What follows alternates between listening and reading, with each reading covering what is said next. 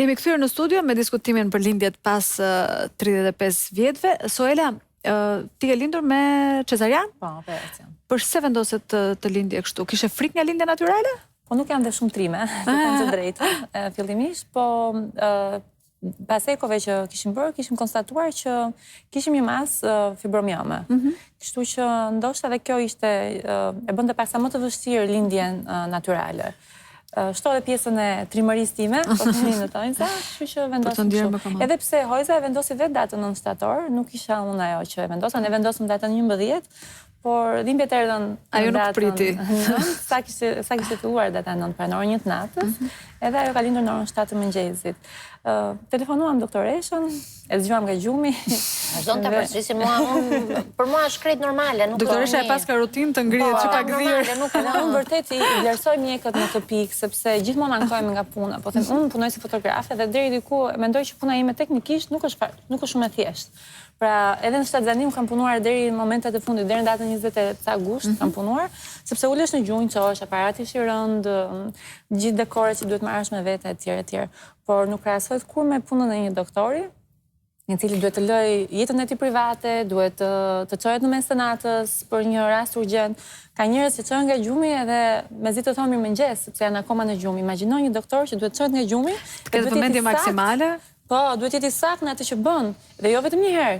Kjo gjë është rutinë ndodh shpesh, po ne jemi mësuar. Ne janë heronj që sakrifikojnë për jetën tonë. Kjo është shumë e vërtetë. Unë ndihem, domethënë doktoresh Keti do jetë gjithmonë mikja ime, edhe çdo datë 9 shtator unë të ta kujtoj gjithmonë. Do t'i themi gjë të bukur çfarë ka ndodhur në sallën me Soelën. Doktoresha ka pritur shumë bebe, por unë nuk jam bërë nën. Dhe kur futemi në sallë me Soelën, kisha ekipin, kisha mamit që më ndihmonin edhe anestezistet, dhe i merrnin të dhënat Soelës. Soela, Zaimi, dhe aty doli që ua, mbesa ime ka ardhur tek ju, e keni fotografuar ju. Të tëra në sallë njihnin Soelën dhe mendonin çfarë situate kam qenë unë, që kisha pasur një artiste. Të paktën muajin e fundit më kisha ardhur shpesh, ishim takuar shpesh për check-up-e, për kontrolle, dhe unë nuk e njihja Soelën, nuk e njihja fare. Dhe aty në spital tek ne pasi Soela ka lindur, i kemi bërë dhe një ofertë që të na nxirrte, të na fotografonte çik të gjitha bebet që kishin lindur me probleme tek ne dhe që pas disa kohësh ishin njerëz zakonisht shumë mirë dhe kishin vajtur bashkë me prindrit në shtëpi. Kështu që unë kam qenë shumë e surprizuar. Që Soela ti është e sigurt në orën 6 të mëngjesit janë bërë esëll, nga thama jote atje brenda në sallë të operacionit. Soela ishte VIP-i i sallës. Ishte VIP-i i sallës Soela. Ndërkohë edhe mjekët më mbanin pak kështu me batuta humori, ndoshta se kishe frikë. Jo, unë nuk kisha frikë. Unë në momentin që ka ardhur anestezisti, tha unë jam anestezisti, të lutemi tash hajde sa më shpejt. Dhe më tha, je para që më thua hajde. Dohet të mbaroj punë shpejt. Hajde dhe më injekto gjepërën, sepse sigurisht ishin ato dhimbjet që ishin paksa të padurueshme, dhe pastaj sa filloi anestezia mbrapa, pastaj ishte mbrapa, pastaj nuk e ndjerë gjë, kështu që jo, Soela nuk e ndjerë gjë, ne i çuam bebin, ajo rinte me bebin atje. Nuk dëgjonte ndonjë shakar o muz atje në sallë të operacionit nga doktoresha e vet, kuptohet, edhe se ne aty lëshohemi në sallë, harrojmë që gruan e kemi me sy hapur, lëshohemi. Po më mirë, është më mirë sepse krijohet një situatë shumë e këndshme. Problemi im ishte pasi dola nga spitali. Ditën që kam qenë në makinë për të vajtur në shtëpi, kisha një pasiguri në vetes, thosha, po unë pse dola, se kisha ndërnjë edhe një 3 ditë, sa të ishte shumë mirë. Po, sigurisht kjo ka qenë. Të kanë mbajtur shumë mirë atëherë. Jashtë. Do shkosh shpejt ta provosh prapë, më duket. Do, shpresojmë. Ne po duam. Doktoresha, pas të 35-ave, është taksative që duhet jenë lindje me cezarian? Jo, absolutisht, absolutisht. Edhe 40 vjeçe kemi pasur lindje natyrale? Lindje natyrale, dhe unë më pëlqen t'i quaj 40 vjeçaret goca. Goca 40 vjeç që kanë bërë lindje natyrale, sepse ka qenë e vendosur dhe ka pasur dëshirë që të bashkëpunojë për të kryer një lindje vaginale dhe ka vajtur legarti gjithçka. Jo, nuk është taksative. Vetëm nëse, edhe vazhdoj ta përsëris, ka patologji anëtare. Pra, nëna ka një patologji gjatë shtatzanisë, përpara shtatzanisë, apo që është shfaqur gjatë shtatzanisë, apo që ka precipituar, është theksuar gjatë shtatzanisë, për të cilën e zgjedhim që të futemi në sallë, dhe ky quhet indikacion amtar. Pra, për arsye amtar, unë zgjedh që të futem në sallë dhe ta përfundoj linjen me operacion. Por nuk është me protokollin, nuk kemi që 35 vjeç e sipër duhet ta fus patjetër në sallë, sepse kjo paciente nuk lind dot vet. Sa gra kemi, sa paciente kemi që beben e dytë kanë pas moshës 35 vjeç, apo beben e tretë kanë në moshën 42 vjeç për lezet, për një çik lezet. Pra duan që i kanë bërë fëmijët shpejt, 25 vjeç, siç keni lindur dhe ju, të parin, ka bërë të parin, ka bërë të dytin dhe diku nga mosha 42 vjeç kujtohet për lezet të tavolinës dhe të marrëdhënies interpersonale me bashkëshortin. Nisë një shtatzani të tretë. Natyrisht ne nuk do ta fusim në sallë sepse ajo ka bërë 2 vet. Një 42 vjeçare e lind shkëlqyshëm një bebe vet. Mjafton dëshira dhe bashkëpunimi që ajo duhet të ketë me mjekun në aktivitetin e lindjes vaginale. Pas të 35-ave, me sa kam lexuar unë, mundësia për të ngelur shtatzan është zvoglohet, reduktohet. Apo jo. Megjithatë unë do doja një mesazh tëndin. Çfarë do t'ju thojë atyre që nuk janë akoma shtatzan dhe mesazhi im është ky. Mosha ideale për të pasur një bebe është 25 deri 35 vjeç. Janë më lehtëshëm pacientë, domethënë shtatzania arrihet më shpejt, nuk lodhen, nuk provojnë shumë kohë. Unë vazhdimisht ju them bëni dashuri, bëni dashni, them. Sepse nëse provoni thjesht për të ngelur shtatzan, as shtatzania nuk do vi dhe si më thon, marrëdhënia seksuale do t'ju kthehet në rutinë. Bëni dashni, sepse bebia do vi vetë dhe do t'i kujtoni këto vitet e dashnisë në momentin që do jeni prindër. Domethënë shtatzania, konceptimi arrihet shumë shpejt, nga mosha 25 deri 35 vjeç. E para. E dyta, nëna ato 9 muaj i përjeton shumë lehtëshëm. Pra nuk ndjen siklet, i përjeton lehtëshëm shtatzanin në një moshë nga 25 deri 35 vjeç. Edhe lindja përgjithsisht shkon shumë mirë. Pra, procesi i lindjes, qoftë vaginale, qoftë një lindje me C-section, me operacion, shkon jashtëzakonisht shumë mirë. Edhe rekuperimi pas një lindje, qoftë vaginale, qoftë me operacion, është jashtëzakonisht shumë i mirë. Është më i thjeshtë kur je me re. Kur je me re. Megjithatë unë thash, kam shumë qef, duke qenë që doktoresha është mbi 35 vjeç, kam shumë qef që atë stekën ta çoj deri ke 44. Ne jetojmë dhe 50, po. Jo. Edhe 46, ka shumë figura publike edhe këtu tek ne që 46-47 vjeçë kanë qenë shtatzana.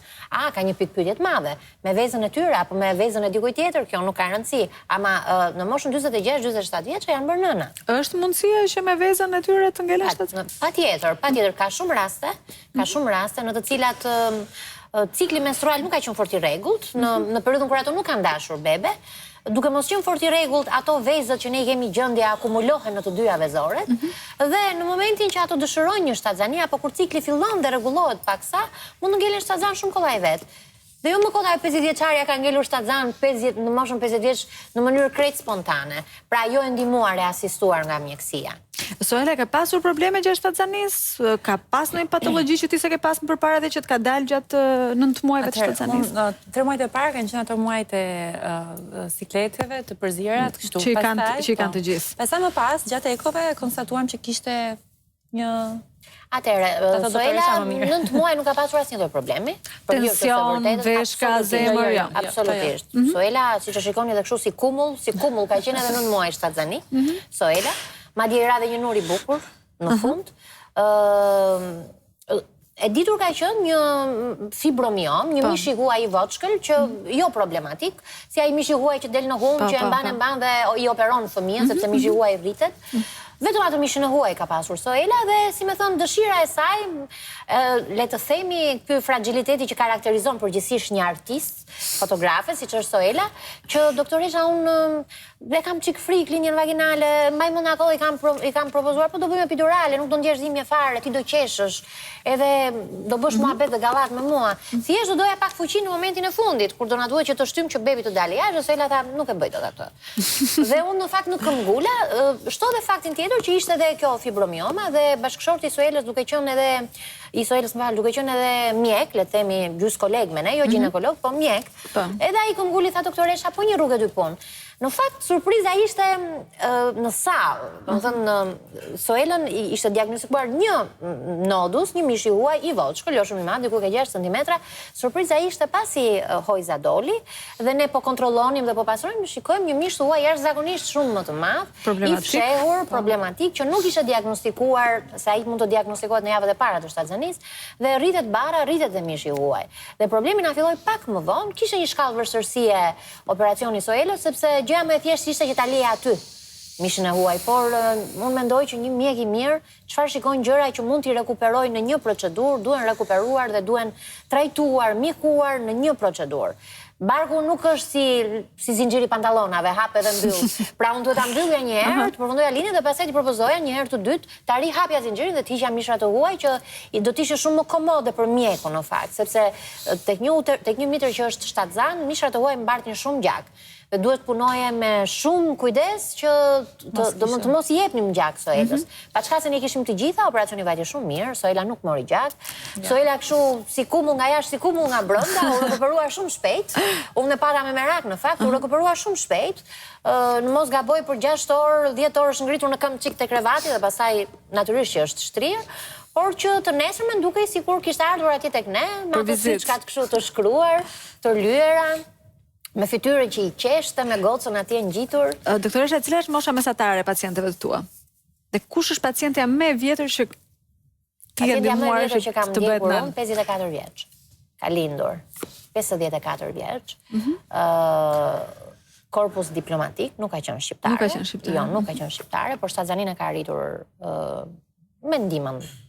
Aha, ka qenë një shtatzani e dëshiruar. E dëshiruar, po, 54 vjeç, shtatzani e dëshiruar, kishte bërë shumë ndërprerje shtatzanie, pra ka qenë shtatzania e parë 54 vjeç. Kemi pasur një ndjekje rigoroze tek ajo, më kujtohet, gjithnjë do ta mbaj mend momentin, dhe ne tentojmë që kur t'i fusim në sallë pacientet, është një vendim shumë i rëndësishëm që marrim ne ginekologët. Në moment që unë do them do ta bëjmë linjën tani, unë kam përgjegjësi 2 fishe. Duhet të nxjerr një bebe që sapo të dali nga barku i nënës t'i hapen mushkrit. Domthonë jo të nxjerr një bebe që të më përfundojë në reanimacion. Ishte 54 vjeç, vazhdimisht më thoshte, doktor, please, të lutem, më fut më opero, nuk po e shty dot më. Ishte hipertensive, ishte diabetike, edhe unë isha në ato dilemën, do ta fusja 35 javë, 36 javë, dhe e ndiqja çdo 4-5 ditë, me ekografi, me Doppler, me kontrollin që bëjmë ne. Më kujtohet ishte 37 javë, më merr në telefon dhe më thotë, doktor, nuk e ndjej bebin të më lëvizje shumë. Më vjen në klinik, vë sondën, aparatin, për t'i dëgjuar ravit e zemrës bebit dhe nuk po i gjeja. Kam pasur një koleg ngjitur, profesor Nikitën, dhe ai më shikonte në fytyrë, ndërkohë që unë kërkoja ravit e zemrës së bebit, nuk kishte më as ujëra, nëna. Kërkoja ravit e zemrës së bebit dhe doktor, pasi i gjeta dhe e kam marrë dhe kam çuar në urgjencë në sallë, doktori më thotë, sikur vetëm të shikoje, më thotë, fytyrën tënde se si është bërë. Nuk të kam parë asnjëherë ashtu, se edhe femra kemi dhe në çik make-up, domethënë mendoj nëse një mashkull arrin shikoj që fytyra të është bërë çarçaf i bardhë, do të thotë që të ka ikur gjaku fare nga koka, ka zbritur tek majat e gishtave. Kujtoj ato sekonda kur nuk gjeja ravit e zemrës së bebit, domethënë mendoj që unë firova. E kam çuar me urgjencë në sallë, më futur në sallë, bebi nuk kishte fare ujëra, ato pak ujëra ishin ujëra si më thon të ndotura që tregonin që bebi kishte soferencë fetale. Këtë rast do ta mbaj mend. Megjithatë ajo ja doli. Ajo ja doli, bebi është shumë mirë, sot e kësaj dite nuk ndodhet më në Shqipëri, është jashtë, është kthyer në vendin e saj, më dërgon vazhdimisht foto të çunit të saj. Dhe më thot, doktor, kam ndonjë shans për një shtatzani të dytë, dhe vazhdimisht i them dëshirë të kesh, se shanse kemi. Sa vjeç është pacientja tani? Pacientja tani është 57 vjeç. Dhe pretendon për një shtatzani të dytë? Pse jo? Përse jo? Përse jo? Edhe lindja, ato ditë pas lindjes i vajtën shumë mirë, them që ai fëmijë ka mbushur jetën. Po, patjetër. Mendoj që okej, mund ta ketë një fëmijë të dytë në këtë rast, por problemi është ndoshta sa do ta shijojë atë fëmijë. Pikërisht, a mundesh ti të rrisësh një fëmijë në një moshë kaq të madhe? Unë mendoj që edhe unë që linda në 37, ndoshta po ta kisha bërë më përpara, do ishte kjo pjesa e shijimit. Se nëna tona thonë rritja një fëmije do nerva. Do fuqi. nerva, shumë vështirë është. Është një lloj sfide fizike. Është sfidë dhe kam shumë pacientë që thonë, po s'ka gjë, ja do marrim njërit na ndihmoj, se ato që bëhen nëna 54 vjeç ju e kuptoni që edhe nga pikpamja ekonomike janë të arira. Unë mendoj që një fëmijë ka nevojë për nënën e vet. Sa do të ndihmoj ajo dadoja. Natën fëmia kur qetësohet vetëm me zërin e nënës. Ju jeni bërë që të dyja nëna dhe kuptoni çfarë feeling, çfarë lidhje keni me fëmijët tuaj. Unë mendoj që përtej të tani për hatër, përtej të edhe 50 më duket shumë, po përtej të 48-49 vjeç them që është nonsens një shtatzani. Duhet ta gëzosh atë fëmijë. Nuk është thjesht ta ndihmosh pacientin ngeli shtatzan, të ngeli shtatzan ato në muaj, ta çosh me sukses në fund, ta ndjekësh atë 1 muaj apo 6 muaj pas lindjes. Është sfidë më vete rritja e një fëmie. Se janë dhe një sër patologjish që mund të ta rrezikojnë jetën tënde dhe të bebit në pas të 35-ve. Patjetër, patologjitë janë primare, po unë them të mora përsipër dhe të ndoqa. Ato 9 muaj do fle me telefon ke koka për ty, që ti të bësh nën. Po pasi ke lindur. Po. Është një sfidë më vete. Ajo është betejë e vërtet. Ajo është betejë super e vërtet. A ke nerva ta rrisësh atë fëmijë? A do jesh në gjendje fizikisht të përgjigjesh në atë ditë si ta kërkon ai fëmijë? Kështu që t'i ftojmë të gjithë ato që na ndjekin që të lindin fëmijë, të sjellin fëmijën jetë në kohën e dur. Në kohën e dur. Po ta rrisim stekën. 44, 46 është okay. Që mos e humbasim shpresën. Është okay, është okay. Ju falenderoj shumë që ishit në studio me mua. Është kënaqësi që rivi tek ju me fytyra shumë të bukura. Faleminderit doktoresha. Ke qenë fytyrë shumë e këndshme kur shikoja lajmet, kisha shumë dëshirë të dëgjoja lajmet nga ju dhe jam shumë e kënaqur që shpesh kur jam në shtëpi dhe të dëgjoj me dashuri dhe me kënaqësi me të ftuarit e panelit që. Shumë faleminderit atëherë që ishit. Shkojmë në publicitet.